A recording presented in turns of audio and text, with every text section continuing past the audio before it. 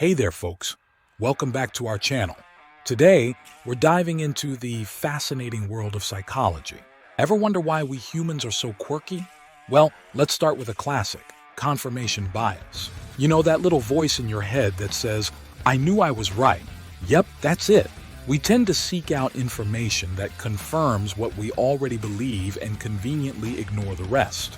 It's like having a personal cheerleader for your opinions. Next up, we've got the halo effect. No, not the video game. This is when we judge someone's whole character based on just one trait. You ever meet someone and think, wow, they're good looking, they must be smart and kind too. It's like assuming all superheroes are perfect because they wear capes. Cognitive dissonance. The mental gymnastics of trying to hold two conflicting beliefs at once. Picture this.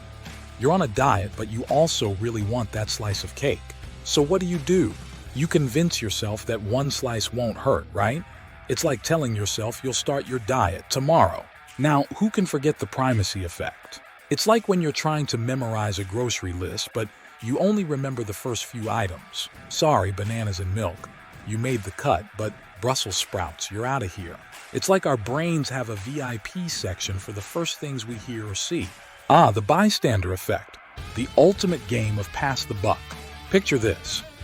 You witness a situation where someone needs help, but because there are so many people around, you think, someone else will do something.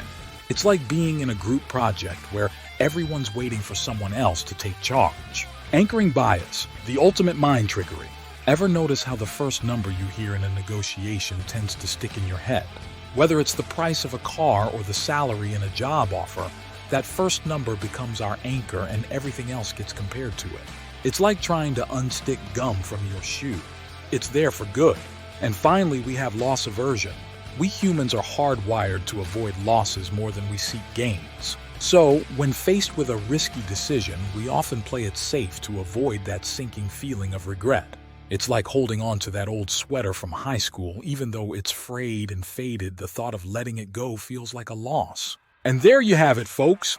Just a glimpse into the wild and wonderful world of human behavior. Remember, we're all a little quirky, but that's what makes us human. Thanks for tuning in, and until next time, keep exploring and stay curious.